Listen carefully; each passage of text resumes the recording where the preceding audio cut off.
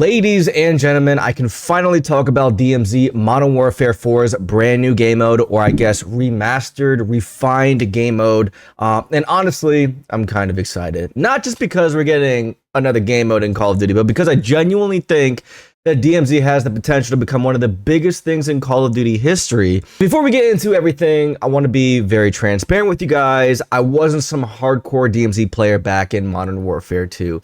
I played it, I enjoyed it, I've had some fun experiences, but I wasn't somebody grinding hundreds and hundreds of hours into that game mode. So this video isn't coming from somebody that's pretending to be a DMZ veteran. This is coming from somebody that loves Call of Duty, who got to see an early preview of DMZ while I was out in Los Angeles, and somebody who genuinely believes that DMZ could bring an entirely different audience into the Call of Duty ecosystem. Because let's be honest, every single year we get a campaign, we get multiplayer, and we get a third game mode, usually zombies, sometimes spec ops, whatever the case might be. Sometimes it's something experimental like DMZ. But with Modern Warfare 4, they are bringing back DMZ, and it's the refined official version of that mode. And after reading through all of the information, this doesn't seem like the DMZ we got from Modern Warfare 2. This feels like what DMZ was supposed to originally be. Now, for those who do not know, DMZ is Call of Duty's extraction shooter. You deploy into a dangerous zone, you gather loot, you complete objectives, you fight AI, you can fight real players, and eventually you attempt to extract with whatever you carry into that game. And if you die, you lose it. That's kind of the entire magic of extraction shooters. Your life matters, your gear matters, your backpack matters, and your decisions matter. Unlike multiplayer, where you kind of just respawn unless you're playing search and destroy. Unlike Warzone, where you can potentially come back and be bought back, DMZ creates tension because every deployment has consequences. And according to Infinity Ward, that's exactly what they're doubling down on this year. Now let's talk about the map, because honestly, this is probably the most exciting thing about it, for me at least. The new DMZ map is called Hajin, and apparently it's bigger than Al Mazrah. Now let's think about that for 1 second. Al Mazrah was already the biggest Warzone map that we've ever had, and now we're getting something even larger. But what really interests me is where the map is located. The map spans out of South Korea and parts of North Korea and part of Russia. Now, obviously, it's going to be a scaled down version. It would be kind of crazy to have the entire country of the map. But as a Korean American, that is pretty cool for me. The idea of exploring a war-torn Korean peninsula in Call of Duty is honestly pretty insane to me. And the lore behind it sounds really interesting too. Following the events of Modern Warfare 4's campaign, the entire region becomes an exclusion zone. Radiation, abandoned military technology, destroyed infrastructure, hostile forces, rogue operators, military assets left behind after the war. You're being deployed into that zone to secure valuable technology before it falls into the enemy hands. That alone sounds more interesting than most extraction shooter setup. Now, one thing I think people are overlooking is how much effort Infinity Ward seems to be putting into making Hajin feel alive. We're now getting dynamic weather, not just rain, not just fog, not just snow, all of it. Sometimes all at the same time. Different parts of the map can have different weather conditions. So imagine pushing into a snow military base, then moving into a fog-covered city, then extracting during a massive rainstorm. That is pretty sick. It goes beyond the weather. Vehicle convoys move throughout the map. Air traffic constantly moves overhead. Enemy factions fight for control. Strategic assets get relocated, and the world is constantly changing. And honestly, that's exactly what extraction shooters need. No two deployments should feel identical. If every match plays the same, people stop playing.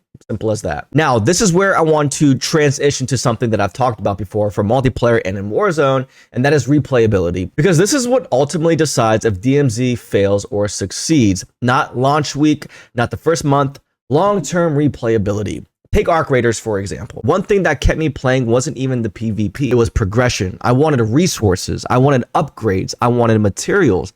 I wanted blueprint. Every match felt like I was moving towards something, but eventually I hit a wall. Once I unlocked everything I cared about, I started asking myself, why am I still even playing? And that's where DMZ has to be different. This is where I think Infinity Ward might actually be onto something. The forward operating base. Honestly, this kind of sounds like a game within itself. So you've got a persistent stash, a wallet system, weapon vendors, crafting, 3D printing, operator progression, boss boards, bounty systems, gunsmith, and the firing range. Now, this is huge because great extraction shooters aren't just about what happens during a match. They're about what happens between matches or before matches. You're constantly improving your account, improving your operators, improving your economy, improving your resources. That's what creates long-term investment. Now, this is the most important part of DMZ. The loot.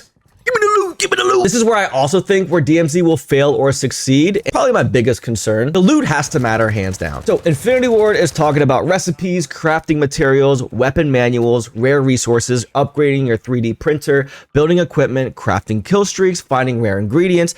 Hey, that's all great. But what DMZ really needs is rare, exclusive, hard to find loot. And I mean genuinely rare. Not orange rarity, not fake rarity, actual rare. Like, I'm not talking about diamond rarity. I'm not talking about dark matter rarity. I'm talking about dark diamond V2 45 hut Tom Brady exclusion loot. That kind of loot. Crazy. Like, what is that? Items that make you panic when you find them. Items that immediately change your priorities. The second you pick it up, your objective changes. Now you're not hunting players anymore. Now you're not chasing kills. Now you're trying to get out there alive. And to be honest, that's what makes extraction shooters very special. Story missions could be massive. Another thing I think people are sleeping on is story missions. This isn't just random contracts. This isn't just side objectives. Infinity Ward is literally continuing Modern Warfare 4's narrative through DMZ. Think about that.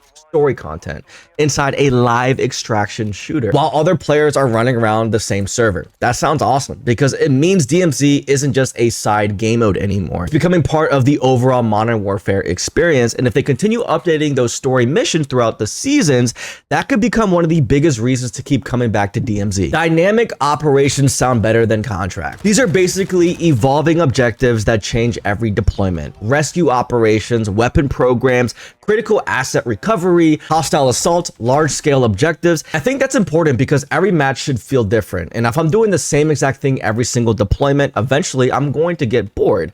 Dynamic operations solve that problem, or at least they probably should. Talking more about DMZ, the Fallout Zone sounds insanely terrifying. Apparently, the Fallout Zone is that one section of the map that is heavily irradiated, meaning that you'll need special equipment just to even get there and survive. Gas mask, radiation protection, preparation, and naturally, that's where some of the best loot should be. This is exactly the high risk, high reward gameplay that I want. I think where Black Ops Royale kind of messed up, or where they had that vision, was they added a little thing where you can get the mystery box to defeat the boss to get the diamond or gold armor. And although that seems cool because it's like a high risk, high reward, it really wasn't because it's easy to get that. I think they had the right mindset to go in there and be like, yeah, it's a high risk, high reward type of zone, but it really isn't. So I really hope DMZ nails it. It genuinely needs to be high risk, high reward, not easy. AI sounds way better this year. The original DMZ had moments where the AI felt kind of ridiculous, either completely brain dead or secretly competing for the CDL championship. There was no middle ground. This year sounds completely different. AI can coordinate, use vehicles, move in squads, travel in convoys, use helicopters, and take cover. Blank, respond to your actions. That's huge. Because AI shouldn't just be target practice. It should make the world feel kind of dangerous. The world pushes back, which might be my favorite feature in DMZ,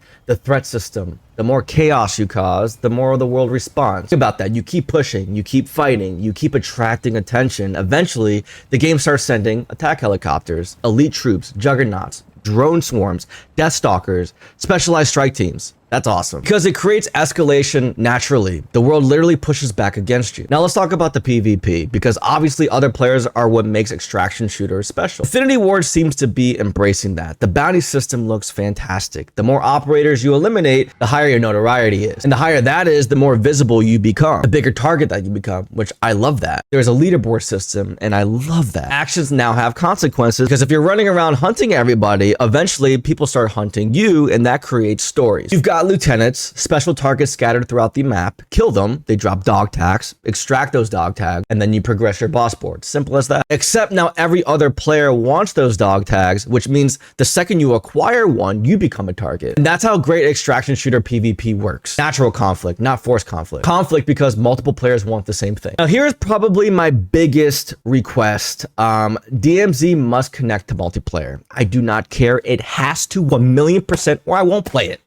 I'll play it, but it has to. DMZ cannot exist in a bubble. If I extract something cool in that game mode, I want to be able to use that everywhere. Multiplayer, Warzone, zombies, outside, my park, my neighborhood, everywhere. I want to use it everywhere. Rare camos, rare blueprints, rare cosmetics, whatever it is. Give me a reason to play DMZ as a multiplayer guy. Give me a damn reason, because that is how you grow the mode. I'm telling you, Treyarch, or no, I'm sorry, I'm telling you, Infinity Ward, you got to trust me on that. So here are my final thoughts. At the end of the day, I don't think DMZ needs to save Call of Duty. I think that's pretty unrealistic, but I do think it could bring an entirely new audience to Call of Duty. People from Tarkov, people from Delta Force, people from Arc Raiders, people who want more than just respawning and shooting. And honestly, the foundation sounds pretty incredible. A massive map, dynamic weather, story missions, dynamic operations, persistent progression, crafting, bounties, lieutenants, improved AI, escalating threats, a living world. All the pieces are there. Now all Infinity Ward has to do is put them together. Because if the loot matters, if the progression matters, and if there's a reason to keep coming back to this game 6 months down the line, DMZ could be something very special. Let me know your thoughts down below in the comment section. What does DMZ need to do for you to keep playing long term? I put all of my comments and feedback in this video. I hope you guys appreciated that and enjoyed the commentary. If you guys made it this far, drop a like and comment down your thoughts. Genuinely, please comment down your thoughts and make sure you guys are subscribed with notifications on, and I shall see you guys in the next video.